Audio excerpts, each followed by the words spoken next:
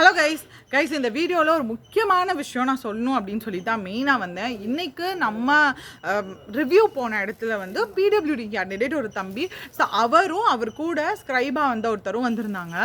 ஆக்சுவலாக அவர் சொன்ன விஷயம் ரொம்ப இதாக தான் இருந்தது. 2016 நான் எழுதிட்டுருக்கேன்.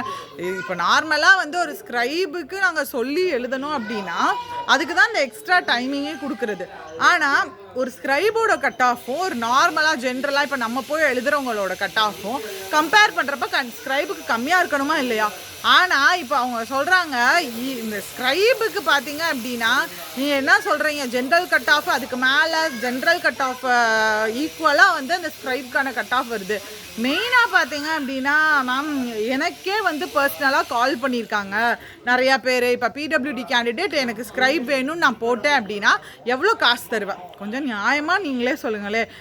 போக்குவரத்து செலவு கேட்டால் கூட ஓகே, ஏன்னா வந்து அது இப்போ உங்களுக்கு நம்மளுக்கே கஷ்டமாக இருக்குது. நம்மளே ஒரு ஆஸ்பிரண்ட்டாக இருக்கிற பட்சத்தில் போக்குவரத்து செலவு வேணும்னு சொல்கிறப்போ அது பிரச்சனை இல்லை. அதே மாதிரி பார்த்தீங்க அப்படின்னா சரி அவங்க போகிறப்போ வந்து வரப்போ உங்களுக்கு லஞ்ச் ஏதோ வாங்கி தராங்க அப்படின்னா ஓகே. ஆனால் அது தாண்டி அவர் சொன்ன விஷயம் உண்மையிலே வந்து எனக்கு வந்து வாய்ஸ் ரெக்கார்ட் கூட இருக்குது மேம் அப்படின்றாரு. என்னன்னா கிளர்க்குனா 5 லட்சம் கண்டிப்பாக நான் கிளியர் பண்ண வச்சுருவேன், நானே போடுறேன் கிளியர் பண்ண வச்சுருவேன்.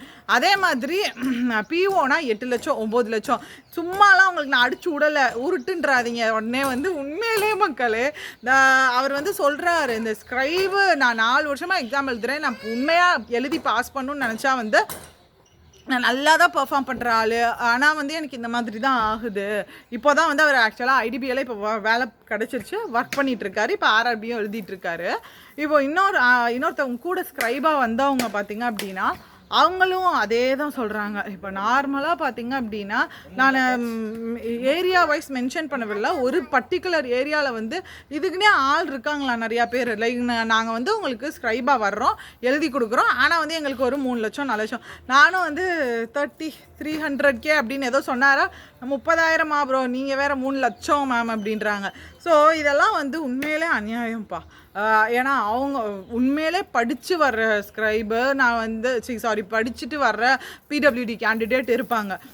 ஸோ அந்த கேஸில் நம்ம அவங்களுக்கு உண்மையாக படித்து வரவங்களுக்கு கொஞ்சமாவது வாய்ப்பு கொடுக்கணுமா இல்லையா?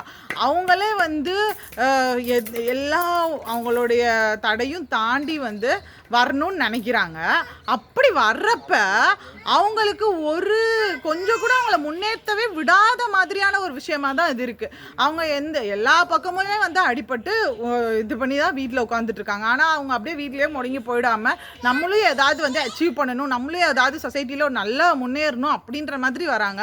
அப்போ அவங்களுக்கு வாழ்க்கை மேலே இருக்கிற நம்பிக்கையே போயிடும். இந்த மாதிரி நம்ம பண்ணிகிட்டு இருந்தோம் அப்படின்னா தயவு செஞ்சு மக்களே, நம்ம ஸ்க்ரைபாக போகாட்டி கூட பிரச்சனை இல்லை, ஆனால் அந்த ஸ்க்ரைபுன்ற பேரில் நான் கண்டிப்பாக அவனை கிளியர் பண்ண வச்சுருவேன் 3 லட்சம் தான். ஏன்னா வந்து அவர் சொல்கிறாரு எனக்கு இது வரைக்கும் வந்து ஒரு 13 பேர் 14 பேராவது இப்படி கால் பண்ணியிருப்பாங்க. 50,000 மேலே கேட்குறாங்க. மோஸ்ட்லி நிறையா பேர் வந்து 50,000 மேலே தான். அதுவும் வந்து அதான் ஆல்ரெடி சொன்ன மாதிரி நான் அந்த ஏரியாவை மென்ஷன் பண்ண விரும்பலை. பர்டிகுலர் ஏரியாவிலேருந்து 3 லட்சம் 5 லட்சம் பிஓனா இத்தனை லட்சம் இப்படிலாம் டிமாண்ட் பண்ணுறாங்க அப்படின்ட்டு. ஸோ நான் சொல்ல நினச்சது அதான் மக்களே, நம்ம வந்து உதவி செய்யாட்டி உபத்திரவம் செய்யாமல் இருப்போம் அப்படின்ற மாதிரி சொல்லுவாங்கள்ல. உண்மையிலே இப்படியும் மக்கள் இருக்காங்க. பட் இவர் கூட ஸ்க்ரைபாக வந்தவர் உண்மையிலே நான் ரொம்ப ரொம்ப அப்ரிஷியேட் பண்ணோம். ஏன்னா அவர் தூத்துக்குடிக்காரரு, இப்போ இன்னைக்கு இங்கே ஸ்க்ரைபுக்கு வந்திருக்காராம். அடுத்து வந்து ஏதோ ஒரு எக்ஸாமுக்கு வந்து சென்னை போகிறாராம் ஸ்க்ரைபா.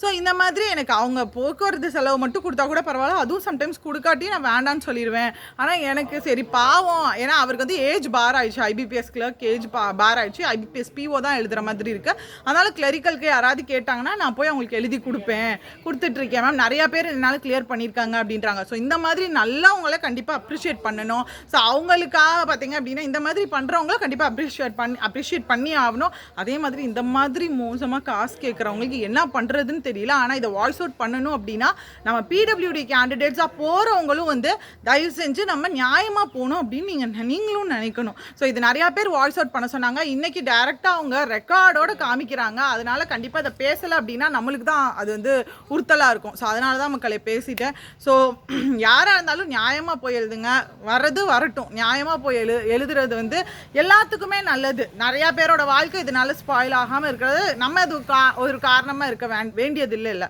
ஸோ ஸோ அவ்வளோதான் மக்களே, இது கண்டிப்பாக வாய்ஸ் அவுட் பண்ணணும்னு நினச்சேன். So tata bye, see you guys. And அவ்வளோதான் மக்களே, முக்கியமான விஷயம் இது சொல்லணும்னு நினச்சேன். Tata bye, see you.